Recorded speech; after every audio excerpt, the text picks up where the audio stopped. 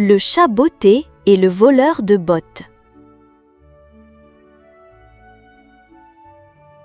Il était une fois, dans un petit village coloré, un chat très célèbre qu'on appelait le chat botté. Il portait toujours ses grandes bottes rouges bien cirées qu'il aimait plus que tout. Chaque matin, il faisait son tour dans les ruelles, saluant les habitants avec un clin d'œil et une révérence élégante. Mais ce matin-là, quelque chose n'allait pas du tout. « Oh non, mes bottes, mes précieuses bottes !» s'écria-t-il en sautant hors de son lit, les moustaches tremblantes d'inquiétude.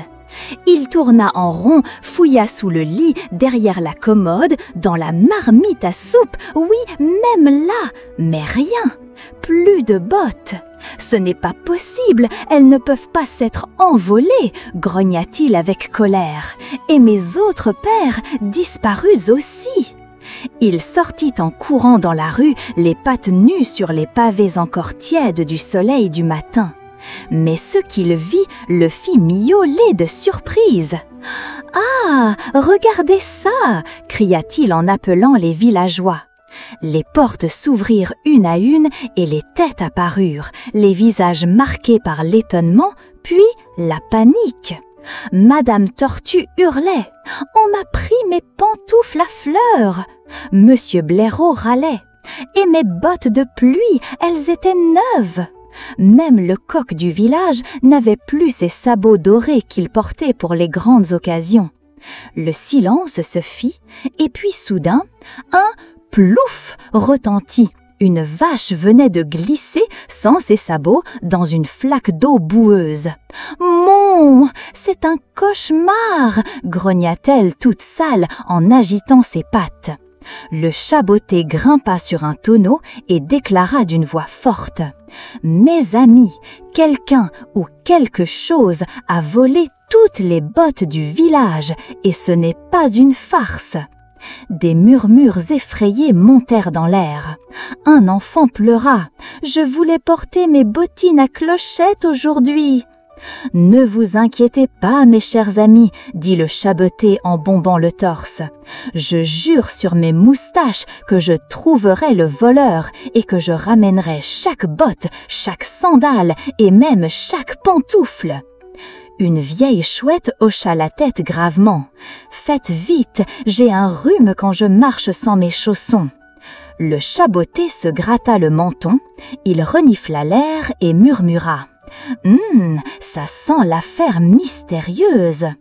Puis il leva la queue d'un air décidé et déclara « L'enquête commence !» Il se mit à quatre pattes et inspecta le sol. À chaque pas, il faisait « tap !» tape avec sa canne de détective qu'il gardait au cas où, bien sûr. Il passa devant la boulangerie, le moulin, le puits, et soudain, il s'arrêta net devant la place du marché. « Qu'est-ce que c'est que ça ?» murmura-t-il en fixant le sol. Des petites traces brillantes scintillaient à la lumière du soleil. On aurait dit de minuscules paillettes dorées. Elles formaient une sorte de sentier qui serpentait vers la forêt, juste derrière la colline aux marguerites. « Intéressant » dit-il avec un sourire malin. Il miaula d'un ton dramatique. « Quelque chose me dit que le voleur a laissé des miettes derrière lui, des miettes étincelantes. » Le petit hérisson, curieux, s'approcha. « Tu crois que c'est de la poussière de fée ?» Le chat botté éclata de rire, ou de la poussière de pied. Dans tous les cas, je vais suivre ces traces. Un tambour imaginaire résonna dans sa tête. Pom, pom, pom. Il se redressa, prit une grande inspiration et s'écria « L'aventure m'appelle, que personne ne bouge, je reviens avec les bottes !» Les villageois l'acclamèrent, tapant dans leurs mains et dans leurs casseroles. Le petit écureuil lança même « Tu es notre héros, chat botté !» Alors, le chat mit son manteau, sans ses bottes hélas, attrapa sa loupe et s'élança sur la piste scintillante.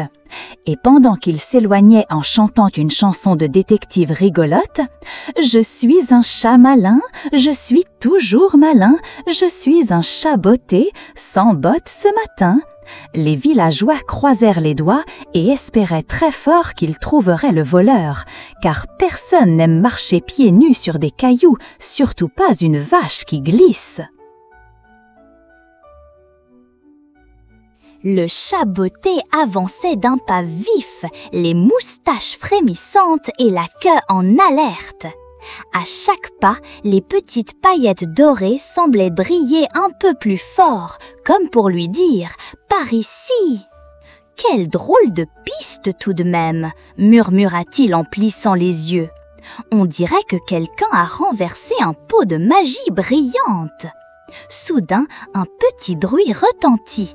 Cling, cling, cling. Le chat botté se retourna d'un bond. « Qui va là ? Montrez-vous, coquin de voleur !» Mais ce n'était qu'un papillon doré qui volait joyeusement autour d'un buisson. « Ah, tu m'as fait peur, petit farceur !» dit le chat en riant. « Tu portes presque la même couleur que ces traces. » Il reprit sa marche, traversant un ruisseau en équilibre sur une branche, escaladant une colline toute douce et sautant par-dessus un tronc creux. Enfin, il arriva devant une étrange pierre ronde couverte de mousse. Juste derrière, les paillettes s'arrêtaient net, comme si elles avaient disparu. « Oh non, pas ça, pas maintenant !» gémit-il. « La piste s'arrête ici !»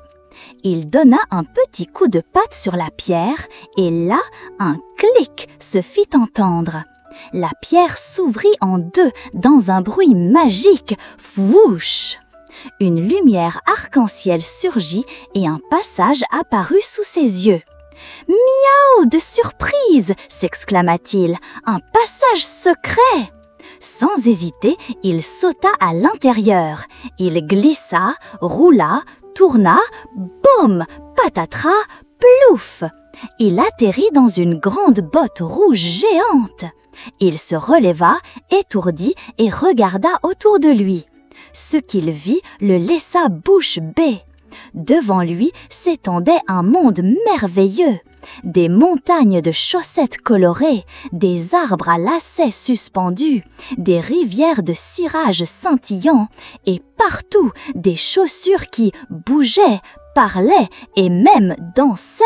« Oh là là, je crois que je suis arrivé au pays des chaussures !» souffla-t-il émerveillé.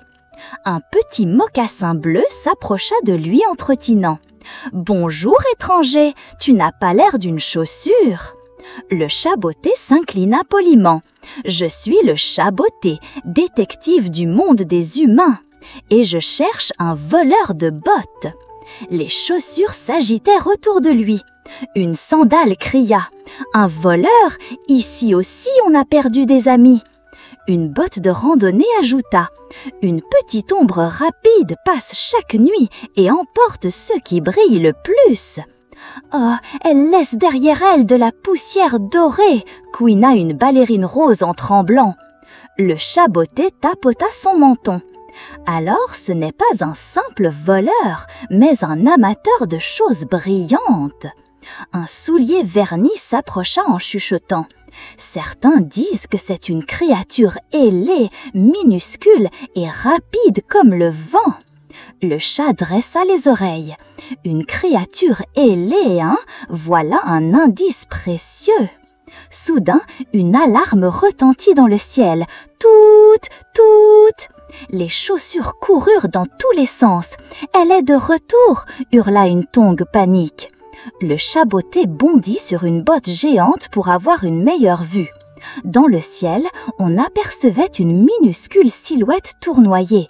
Elle brillait, tournait en rond et faisait tomber des paillettes dorées. « Je la vois, miaula-t-il, mais elle est trop rapide pour que je l'attrape comme ça. » Il se tourna vers les chaussures, les yeux brillants d'idées. « Amis du cuir et du tissu, aidons-nous les uns les autres. Si nous travaillons ensemble, nous pouvons lui tendre un piège. » Les chaussures s'arrêtèrent et hochèrent leurs semelles. « Un piège? Avec quoi ?» demanda une petite bottine curieuse. « Avec ce qu'elle aime le plus, ce qui brille, » répondit le chat botté avec un sourire rusé. « On va briller de 1000 feux, mais pour l'attraper !» Et pendant que les chaussures sautaient de joie et se mettaient à fabriquer des décorations étincelantes, le chat botté, lui, préparait un plan génial, car il en était certain maintenant, le voleur ne résisterait pas à l'appel des choses brillantes.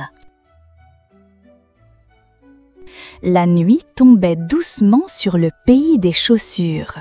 Le ciel scintillait d'étoiles et la lune, toute ronde, éclairait les collines de Lacet et les rivières de Cirage.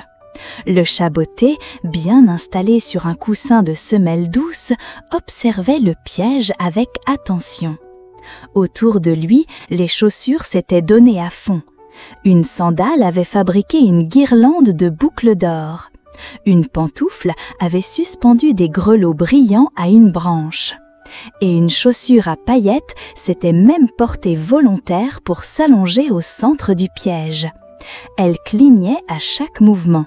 « Je suis prête à briller de tout mon cuir », disait-elle fièrement. Le chat botté murmura « Parfait, maintenant, silence et patience ». Toutes les chaussures se cachèrent derrière les bottes géantes, les cœurs, ou plutôt les semelles, battant fort. Seul le chat botté gardait ses yeux rivés sur le ciel.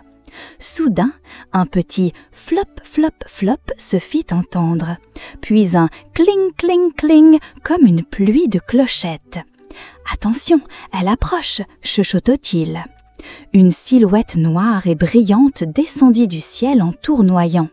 Elle se posa doucement près des objets scintillants et pic, pic, pic.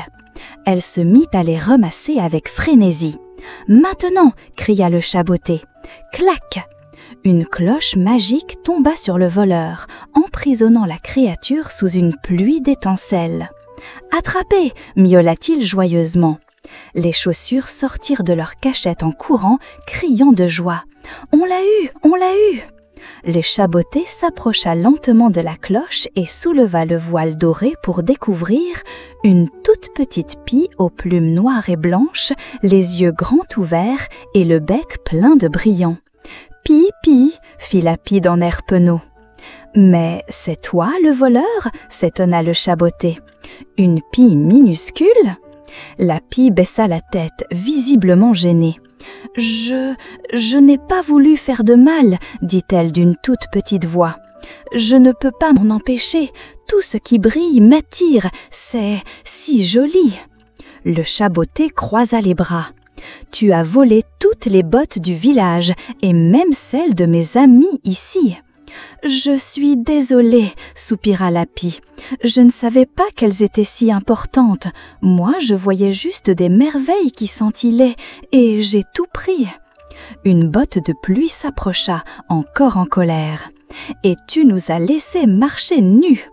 Une chaussure sans pied, ça va encore, mais un pied sans chaussure, c'est cruel. » La pie se mit à pleurer. « Je voulais juste collectionner ce que j'aimais. Je ne savais pas voler correctement. Je suis trop petite pour faire autrement. » Le chat botté réfléchit un instant. Il regarda les chaussures, puis la pie. Puis il déclara « Je crois qu'elle dit la vérité. Et puis, ce n'est qu'une pie, pas une sorcière. » Une petite ballerine s'approcha timidement. « Moi, je dis, si elle rend tout ce qu'elle a pris, on peut peut-être lui pardonner ?» La pie hocha la tête vigoureusement. « Oui, oui, promis, je vais tout rendre. » Et dans un tourbillon de plumes, elle fit apparaître une énorme pile de bottes, de sandales, de sabots, de baskets et même de pantoufles en peluche. Les chaussures poussèrent un cri de joie. « Nos amis sont de retour !» Le chat botté s'inclina. Mission presque accomplie. Il ne reste plus qu'une chose. Il regarda la pie droit dans les yeux. « Es-tu prête à faire un effort pour ne plus tout voler ?» La pie sourit timidement. « Je crois que oui, si vous m'aidez à trouver un autre moyen d'admirer ce qui brille. » Le chaboté hocha la tête. « Alors, viens avec moi. Demain, nous rentrons au village. Il y a peut-être une place pour une petite pie qui aime les jolies choses. » La nuit se termina dans une grande fête. Les chaussures dansèrent, les semelles claquèrent et le chaboté s'endormit avec un sourire. Il le sentait, la fin de l'aventure approchait et elle serait pleine de lumière.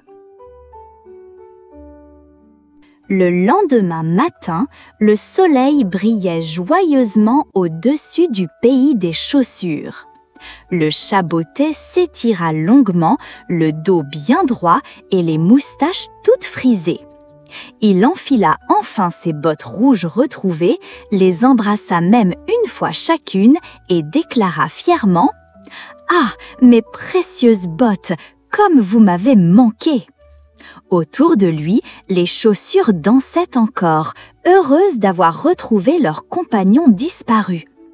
La pie, quant à elle, restait un peu en retrait, le bec baissé et les plumes froissées. Elle semblait honteuse, mais aussi un peu triste. Le chaboté s'approcha d'elle doucement. « Bonjour, petite pie, tu n'as pas dansé hier soir, tu ne veux pas célébrer avec nous ?» La pie soupira.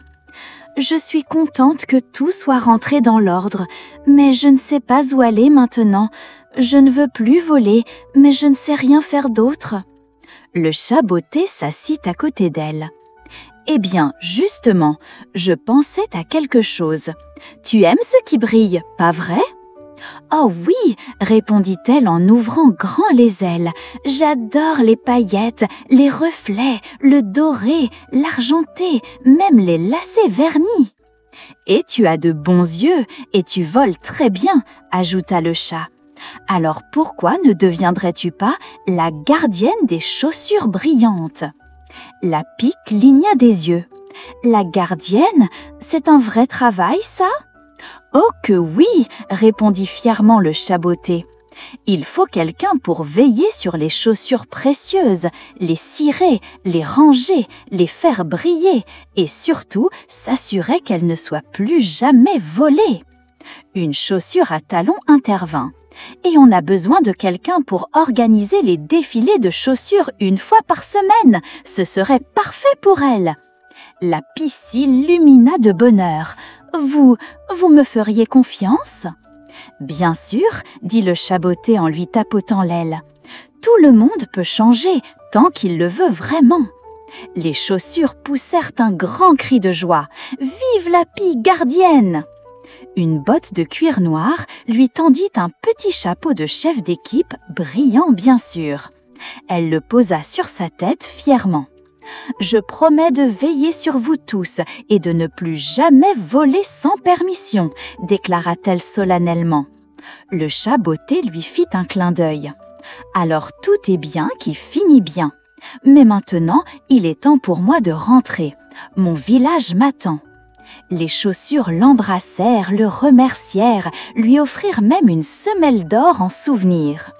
Puis, il se dirigea vers le passage magique, la pie volant à ses côtés pour l'accompagner jusqu'à la sortie. Quand il sortit enfin de la forêt, le village était en effervescence. « Le voilà, le chaboté est de retour !» cria un enfant. Les villageois accoururent, émerveillés, en brandissant leurs chaussures retrouvées.